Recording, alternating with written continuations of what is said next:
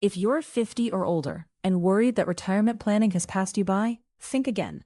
Welcome back to the channel.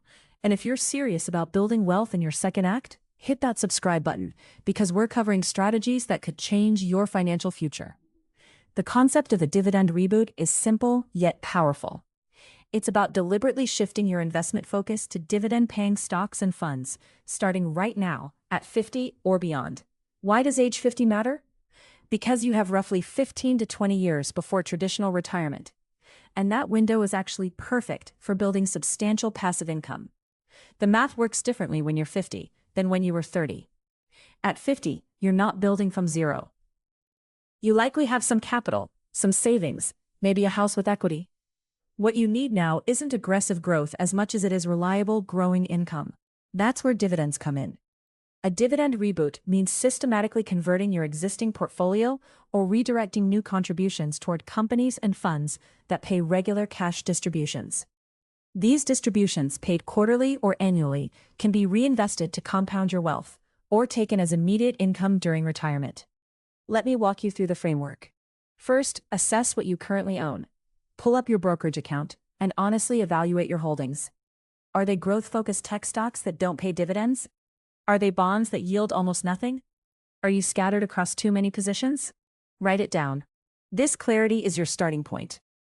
Second, identify your dividend target. How much passive income do you need in retirement?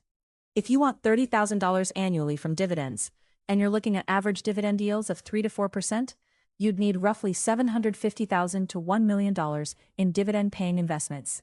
That number might feel big, but break it into annual contributions, and it becomes manageable. Third, research quality dividend stocks and funds. Look for companies with a history of paying and growing their dividends consistently. Utilities, consumer staples, real estate investment trusts, and mature technology companies often fit this profile. Consider low-cost dividend-focused index funds and exchange-traded funds as core holdings. They offer instant diversification and simplicity.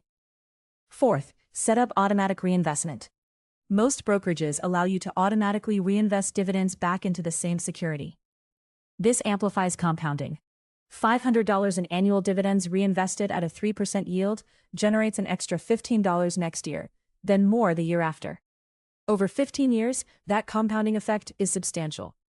Fifth, create a rebalancing schedule. Spend 30 minutes reviewing your portfolio. Are your dividend payers still solid? Have valuations shifted?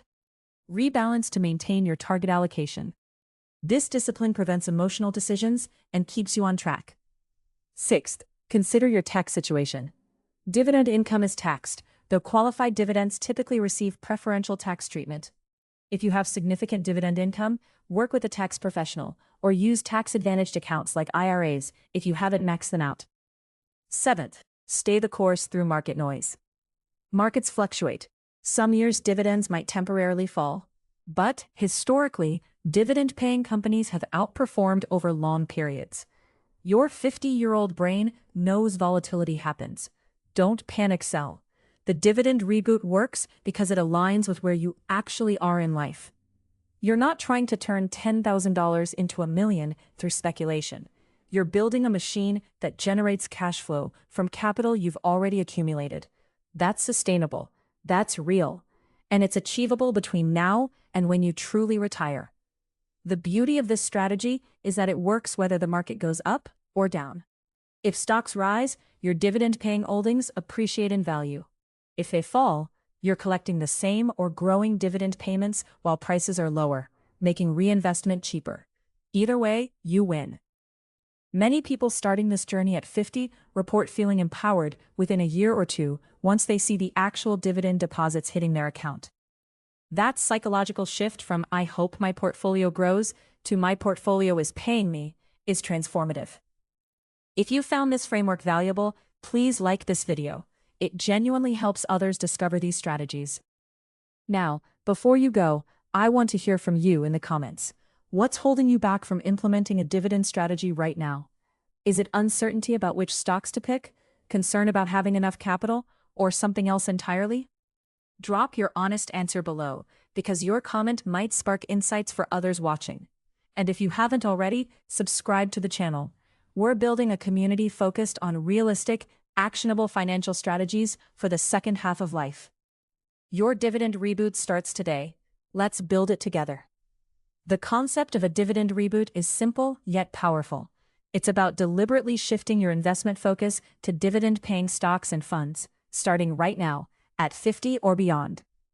Why does age 50 matter? Because you have roughly 15 to 20 years before traditional retirement, and that window is actually perfect for building substantial passive income. The math works differently when you're 50 than when you were 30. At 50, you're not building from zero. You likely have some capital, some savings, maybe a house with equity. What you need now isn't aggressive growth as much as it is reliable, growing income. That's where dividends come in. A dividend reboot means systematically converting your existing portfolio or redirecting new contributions toward companies and funds that pay regular cash distributions. These distributions, paid quarterly or annually, can be reinvested to compound your wealth or taken as immediate income during retirement. Let me walk you through the framework. First, assess what you currently own. Pull up your brokerage account and honestly evaluate your holdings. Are they growth-focused tech stocks that don't pay dividends? Are they bonds that yield almost nothing? Are you scattered across too many positions?